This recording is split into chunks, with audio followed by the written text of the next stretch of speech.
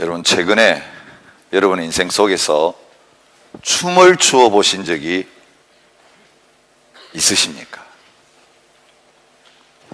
제가 저 자신을 돌이켜봐도 개인적인 삶에서 별로 춤을 추어 본 적이 없이 너무 오래 지냈다는 생각을 합니다.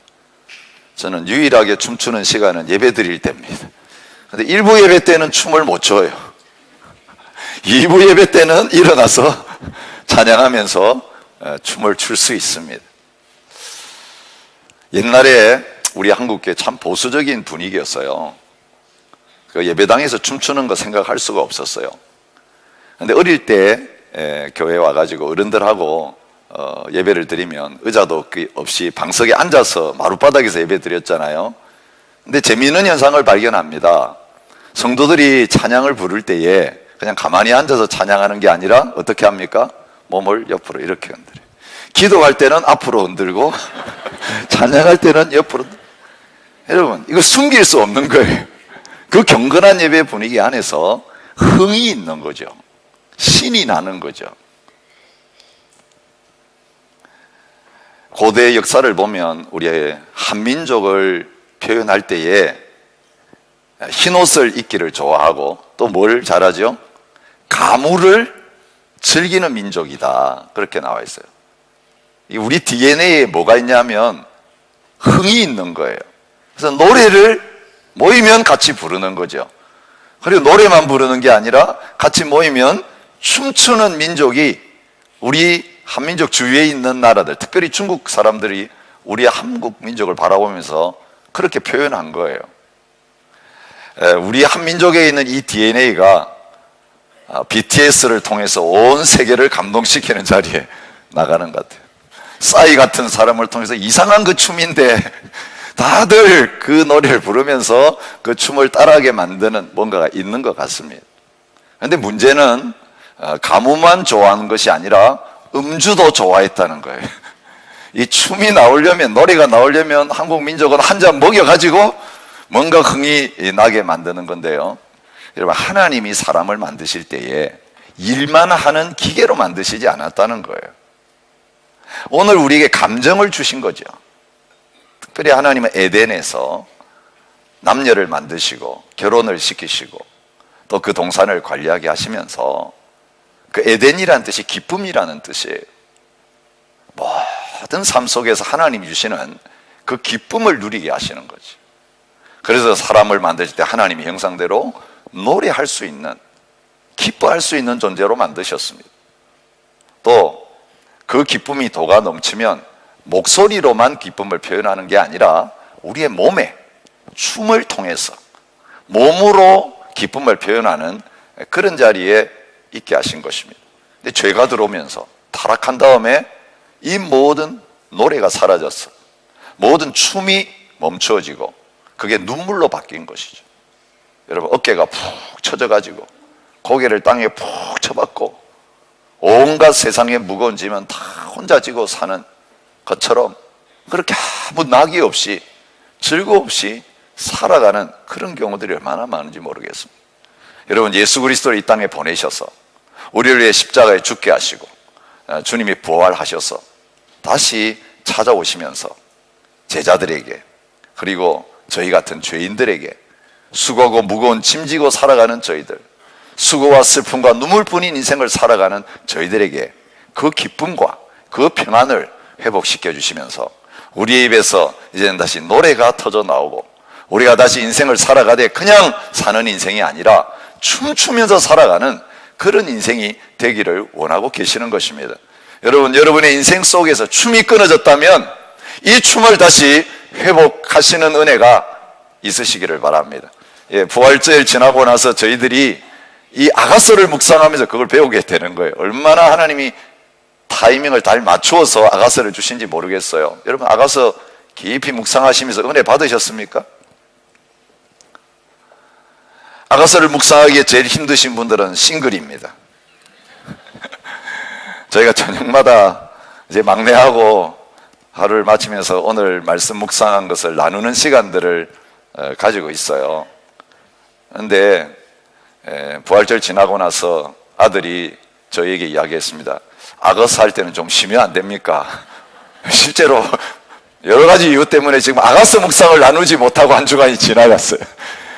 아마 싱글 이 총각의 마음에서 엄마 아빠하고 앉아가지고 아가스를 읽고 묵상하는 게 좀 아마 어색했던 것 같아요. 여러분 어떠셨어요? 혼자 사시는 독신으로 사시는 분, 이 아가스를 묵상하면서 뭔가 나의 인생 속에 어떻게 이걸 적용할까 상당히 어려운 그런 마음이 있으셨을 것 같아요.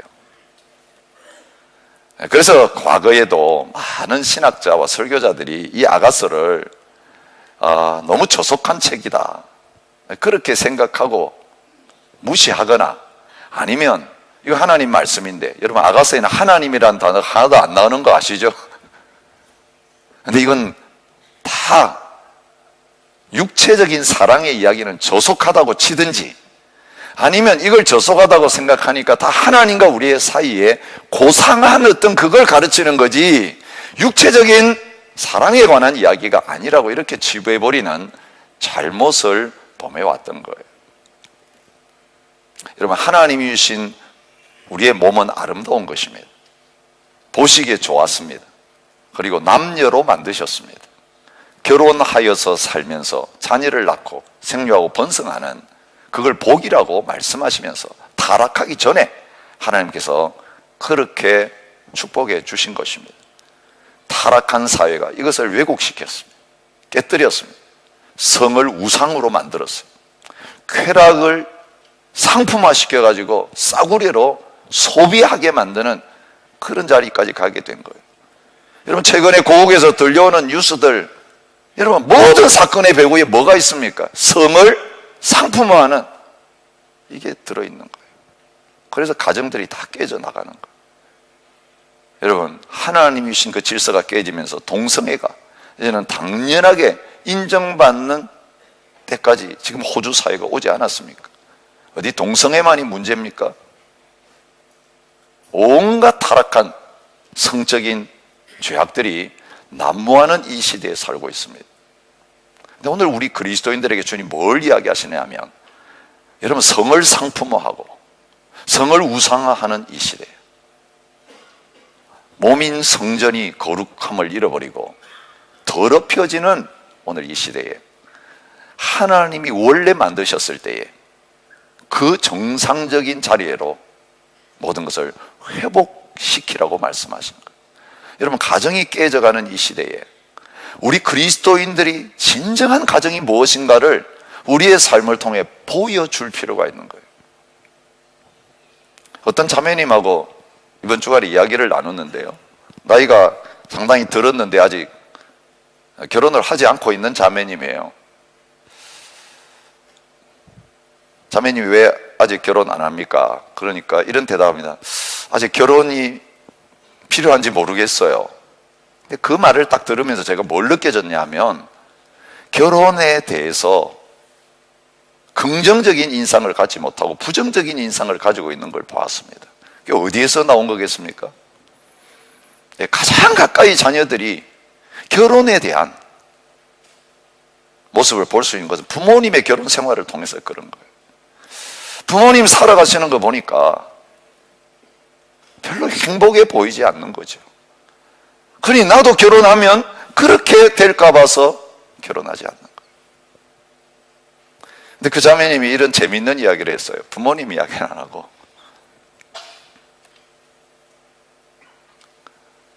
자기 형제 중에 누군가가 결혼하게 되는데 걔가 결혼해서 어떻게 사는지 보고 나서 생각할래요. 예, 위 세대는 그렇다 치고 그 비슷한 세대, 그죠? 비슷한 세대에서 결혼해가지고 잘 산다 싶으면 나도 결혼해봐야지 이런 마음을 갖겠다는 거예요. 얼마나 오늘 이 시대에 가정들이 깨져나가면서 결혼에 대한 부정적인 생각이 자리 잡고 있는지 몰라요. 그래서 아예 비혼족들이 늘어나고 있어요. 결혼 안 하는 것이 더 행복하다고 생각하는 이런 분위기가 생겨지고 있는 거죠. 그때 이런 때에 하나님께서 아가스를 주시는 것은 오늘 우리가 우리의 삶 속에서 세상 사람들에게 예수 믿고 살아가는 것이 진짜 행복하다, 진짜 춤추면서 살아가는 그런 삶의 현장이다라고 하는 것을 드러내기를 원하고 계시는 거예요. 여러분, 춤추면서 살아가는 가장 큰 기쁨이 있는 대표적인 현장이 어디입니까? 결혼식이에요. 그죠? 오늘 이 아가서를 전하기에 제일 좋은 환경 하나님 만들어주셨어요. 어제 결혼식이 있어요. 저도 오늘 설교하려고요, 제일 멋진 옷을 입고 나왔어요. 이 옷 여러분 뭐 똑같이 보이시죠? 아니에요. 저에게는 의미가 있어요. 아들 결혼시키면서 처음으로 얻어 입은 옷이거든요. 딸 결혼시키면서는 옷 못 얻어 입었어요. 죄송하지만 저는 저희 아내와 결혼할 때도 옷 한 벌 못 얻어 입었습니다. 그냥 제가 입던 옷 입고 아침에 결혼식에 들어왔어요. 구두도 못 얻었어요. 그때는 그렇게 하는 줄 알았어요. 고난의 길, 사명의 길, 오늘 말씀하시죠. 사명의 길을 가는 전도사가 결혼식을 화려하게 하면 이게 죄인 줄 알았어요, 저는. 그래서 신혼여행도 전혀 계획도 하지 않고, 결혼식하고 나서 어디 가지? 그러니까 어떤 집사님 한 분이 차로 북옥 온천에 태워다 주었기 때문에 전혀 예약도 하지 않고 계획도 하지 않은 가운데 가서 첫날 밤을 보내고 그렇게 결혼을 했어요. 지나고 보면 얼마나 성경적이지 못하게 살았는가 하는 것을 깨닫게 됩니다. 한국에는 5월이 되면 이제 막 결혼식이 터지기 시작합니다. 사진 한 장 여러분 보실래요? 여러분, 이 결혼식 파티예요. 신랑과 신부가 여러분 의자 위에 앉아가지고 그 주위에 있는 사람들이 그 춤을 추는 현장이에요. 이게 어느 나라 결혼식이라고 생각하세요? 유대인들의 결혼식이에요. 그 유대인들이 결혼식 때마다 춤추는 걸 좋아해요. 여러분 궁금하신 분은 유튜브 찾아보시면 나옵니다. 실제로 춤추면서 결혼식 파티라는 모습, 호라 댄싱이라 그래요. 우리나라 강강수월래처럼 같이 손잡고 막 돌면서 그들의 노래를 부르면서 아주 강한 비트의 노래를 부르면서 이렇게 결혼식 하면서 춤추는 거예요. 여러분, 이스라엘의 전통은 결혼식이 한 일주일씩 계속돼요. 주로 결혼식은 저녁에 있습니다. 그래서 신랑을 맞으러 나오라 부르는 소리가 다 졸고 잘 때 신랑이 오는데, 그건 일반적으로 저녁에 결혼식 하기 때문에 그래요. 신부는 기다리고 있고 신랑이 와서 저녁에 이제 그 신부를 데리고 가서 결혼식을 하고, 결혼 예식이 끝나고 나면 뭘 하느냐 하면 밤새도록 노래를 부르면서 춤을 추는 거. 그것도 하루가 아니고 일주일씩 춤추는 거. 그래서 결혼식을 시작했는데 포도주가 떨어지는 것은 아주 심각한 문제인 거예요. 여러분, 이스라엘 백성들도 음주 가무를 좋아했던 것 같아요. 물론 우리처럼 코가 비뚤어지게 마시는 것이 아니죠. 그 기쁨의 포도주, 그것이 결혼 예식의 특징이에요. 그 포도주가 떨어졌다고 기쁨이 떨어진 거예요. 더 이상 춤이, 노래가 끊어진 그런 현장이에요. 예수님이 오셔가지고 그 떨어진 포도주를 다시 공급하시면서 노래하며 춤추며 즐거워하는 그 혼인 예식이 계속되게 하시는 거죠. 여러분, 하나님의 나라는 혼인잔치라고 성경이 말하고 있는 것 아주 깊이 생각해 봐야 돼요. 우리가 하나님 나라에 가면 어린 양의 혼인잔치에 신부로 참여하게 될 거예요. 주님께서 오늘 우리를 그 신부의 자리에 높이시면서 화관을 씌우시면서 여러분 주님과 함께 춤추는 그런 예배가 하나님의 나라에서 드려지게 될 것을 생각해 보십시오. 하나님이 이 땅에 가정을 허락하시고 부부를 허락하신 것은 그 하나님의 나라에서 우리가 맛볼 이 영원한 잔치, 영원한 기쁨을 이 땅에서 맛보며 누리며 세상에 드러내며 살기를 원하고 계시는 것이죠. 그런데 우리의 결혼 생활을 보면 어떻습니까? 결혼식 날이 제일 좋은 날이에요. 그날 하루 춤추고 그 다음엔 춤을 안 춰요. 그죠? 여러분, 성경이 말하는 진정한 결혼 생활은 시간이 지나갈수록 더 기쁨이 넘치고 계속해서 춤이 끊어지지 않는 그런 생활을 하기를 원하세요. 여러분, 아가서를 보면 처음 만나가지고 완전히 눈에 콩깍지가 씌어가지고 막 좋아하는 그 사랑에 빠진 남녀의 모습이 나오잖아요. 그런데 중간쯤 가면 어떤 일이 일어납니까? 위기가 찾아옵니다. 서로 갈라서야, 서로 만나지 못하는 그런 위기가 옵니다. 근데 그게 끝이 아니에요. 다시 그 위기를 극복하면서 그 이전보다 더 큰 사랑의 차원으로 들어가는 모습이 나와요. 오늘 본문은 그 위기가 지나가면서 다시 원래의 그 아름다운 사랑을 회복하면서 중단되었던 춤을 다시 추기 시작하는 그 아름다운 모습을 보여주는 본문이라고 할 수 있는 것입니다. 무엇이 우리로 하여금 춤추지 못하게 합니까? 세월입니까? 아닙니다. 나이 문제입니까? 아닙니다. 유머 가운데 우리가 이미 잘 아는 유머 중에 하나죠. 나이별로 부부가 어떤 모습으로 자는가에 관한 유머가 있어요. 20대에는 부부가 꼭 껴안고 자고, 30대는 마주보고 자고, 40대는 나란히 누워서 천장을 보고 자고, 50대는 등 돌리고 자고, 60대는 다른 방에서 자고, 70대는 어디서 자는지 모른다. 그런데 80이 넘어가면 이런 현상이 나타납니다. 한 분은 방에서 주무시고 한 분은 땅속에서 주무시고. 여러분, 우리 지난주에 결혼하는 부부도 있었습니다. 이제 부부 결혼 생활을 시작하는 커플도 있었지만, 오랜 결혼 생활을 하시다가 남편을 먼저 하나님 나라로 보내시고 다시 홀몸의 자리로 돌아오신 가정도 있으세요. 여러분, 함께 사는 생활이 오래 가지 않습니다. 영원히 같이 살 것 같지만 그렇지 않습니다. 저희 아버님의 소원은 어머님과 함께 손잡고 천국 가시는 거예요. 그리고 아버님의 나이, 천국 가는 나이를 90세로 정해놓으셨어요. 이제 아버님 연세가 생일이 지났기 때문에 87이세요. 이제 3년 남으세요. 저희들은 이제 장례 준비를 해야 합니다. 어머니가 6살 연상이시기 때문에 많이 봐줘서 그러신 거예요. 어머님이 먼저 가실 가능성이 훨씬 많아요. 그런데 여보, 나는 당신 없이 못 살기 때문에 나하고 같이 가야 돼요. 여러분, 그날 하나의 기도 제목이고 꿈이 될 수 있지만 그런 경우가 얼마나 부부에게 많이 있겠습니까? 물론 간혹 신문에 보면 다른 양로원에 계시다가 이제 떠날 때가 되어가지고 배우자를 보고 싶다 그래서 그 양로원에서 옮겨가지고 두 분을 같은 침대에 눕혀드렸는데 아침에 일어나 보니까 두 분이 손을 딱 잡고 둘 다 떠나가셨더라. 뭐 이런 토픽 여러분 보시잖아요. 그런 경우는 드문 경우잖아요.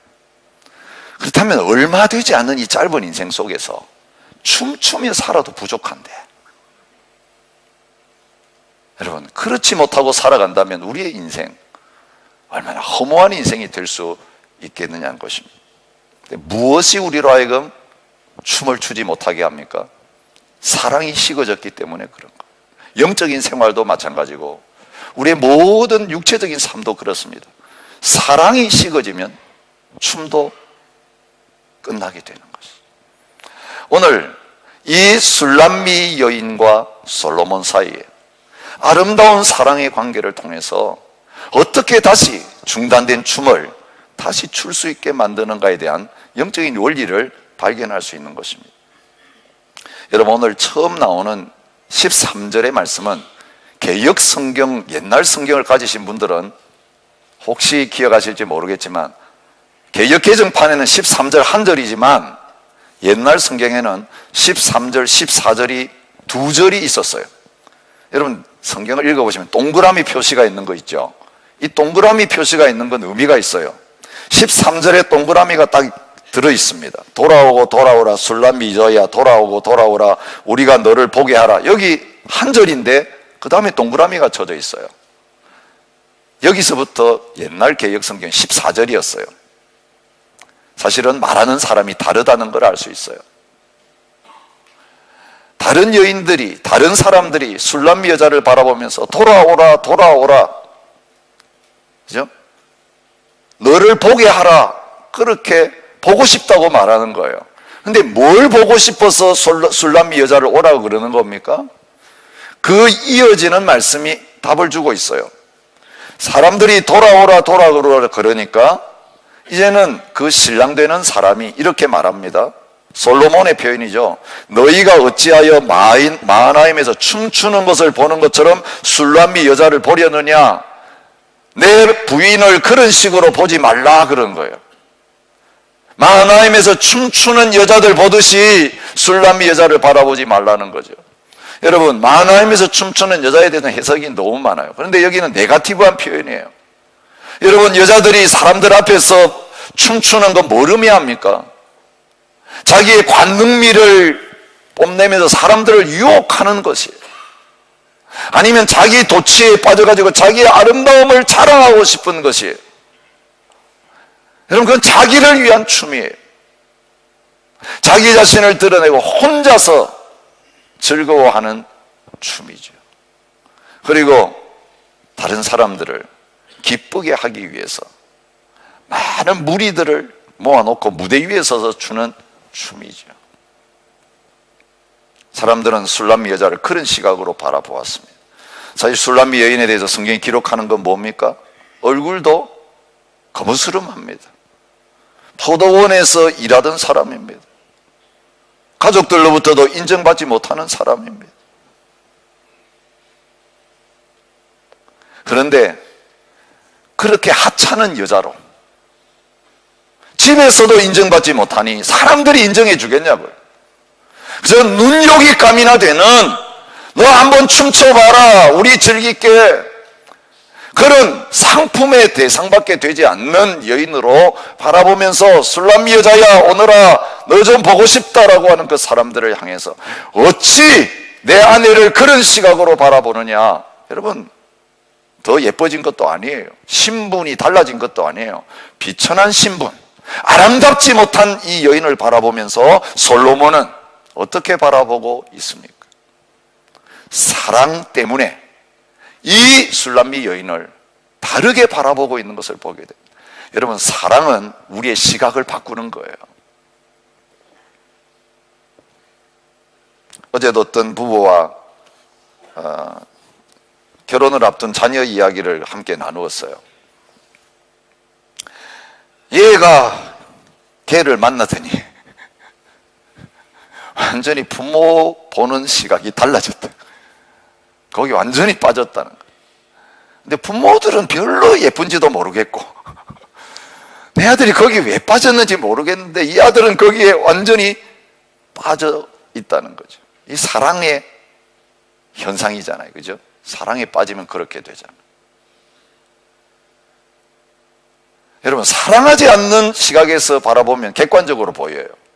근데 사랑하면서 바라보면 객관적으로 바라볼 수가 없어요.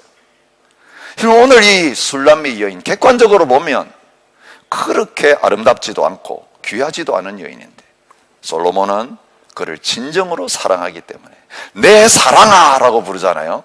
내 사랑아라고 하면서 그를 바라보는 시각이 완전히 달라지는 것을 봅니다. 어떻게 바라보고 있습니까?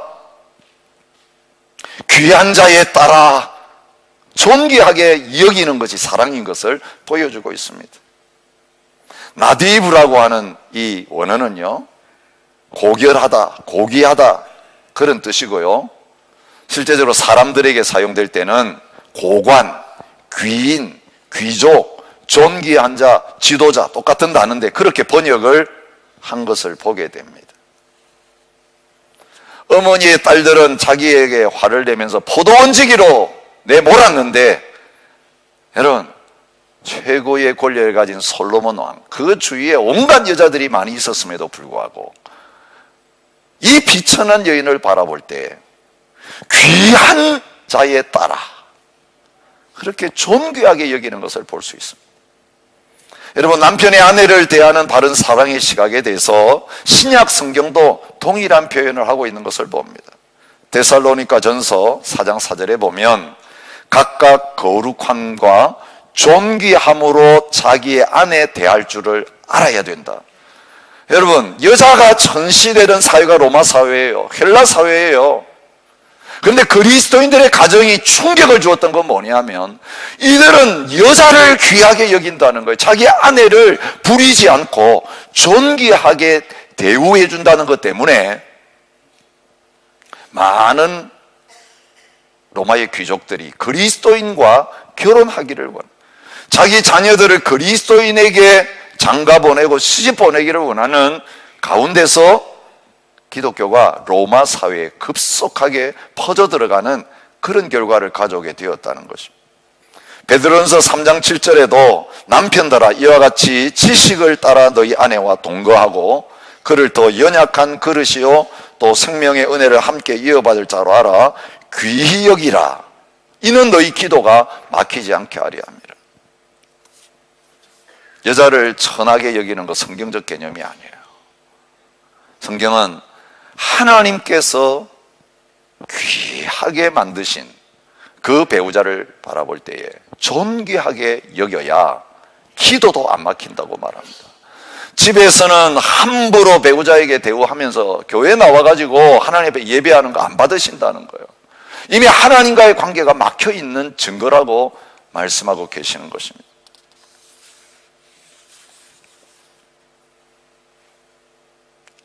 부부 관계만이 아니라 예수 그리스도 안에서 사랑의 관계 속에 맺어진 모든 형제 자매들, 믿음의 식구들도 사랑함으로 말미암아 상대방을 귀하게 여기고 존경하는 자세를 가져야 된다고 성경은 말합니다. 로마서 12장 10절에 형제를 사랑하여 서로 우애하고 존경하기를 서로 먼저 하며, 존경한다는 것은 귀하게 여긴다는 뜻이에요.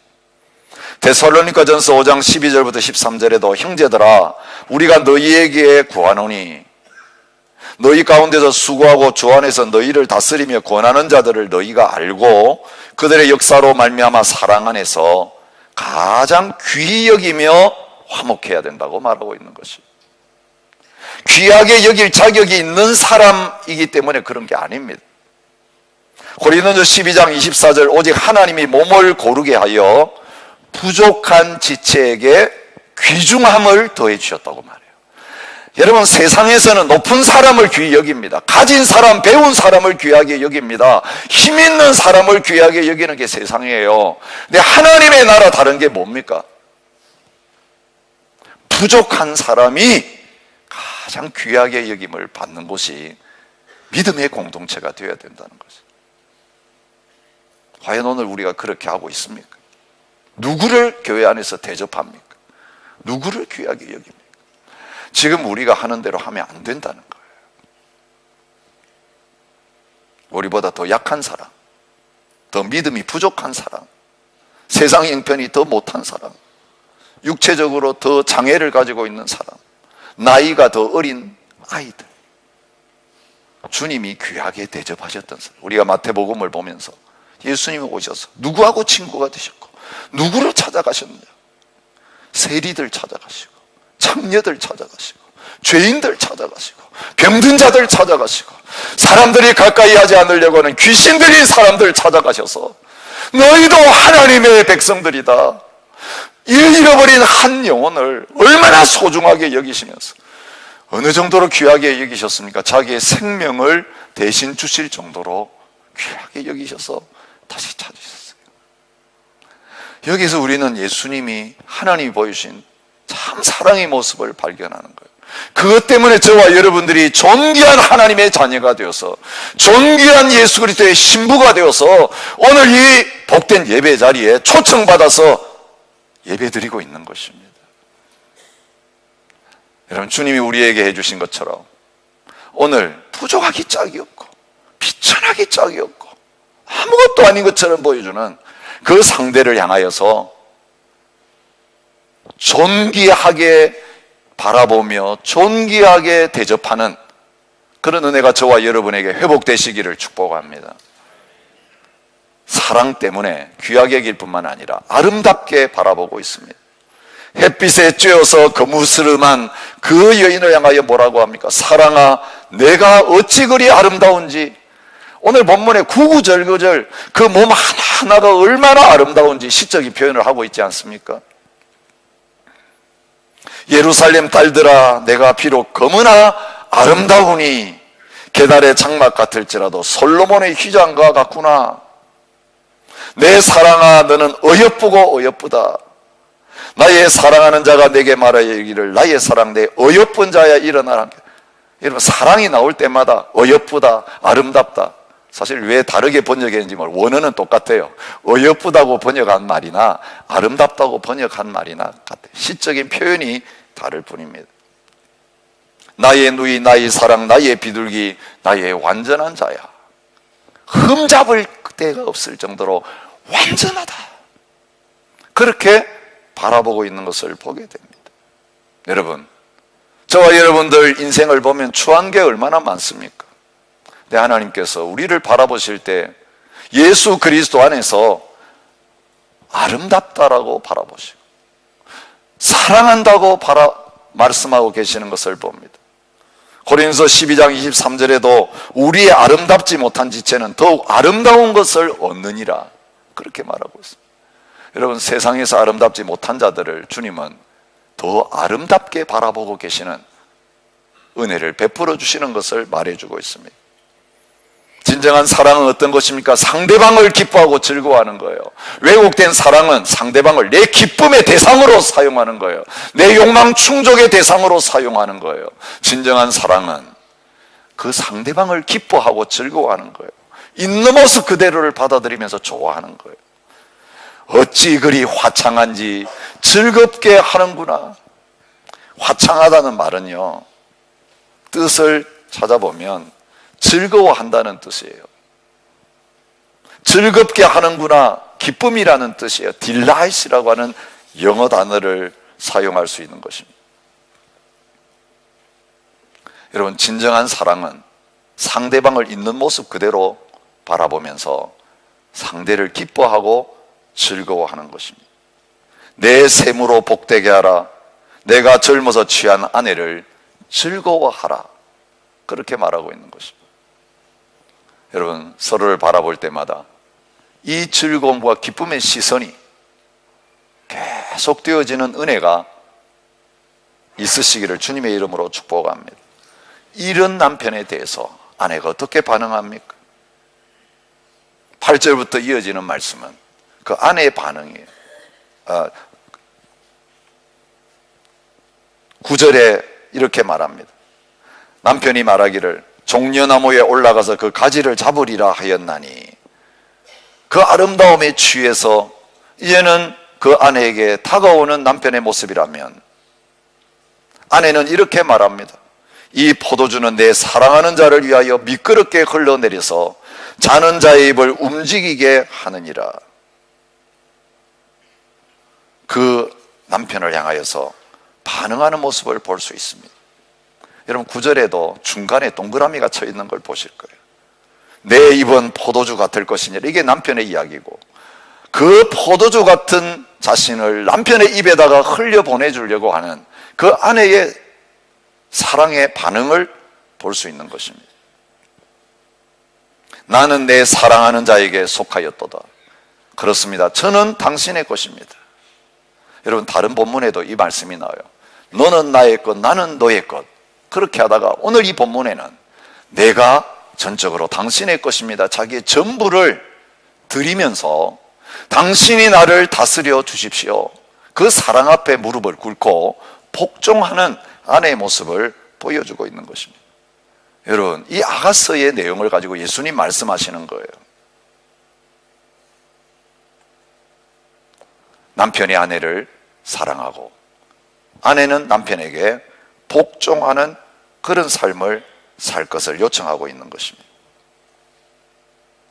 여러분, 사랑이 회복되면 기쁨이 회복됩니다.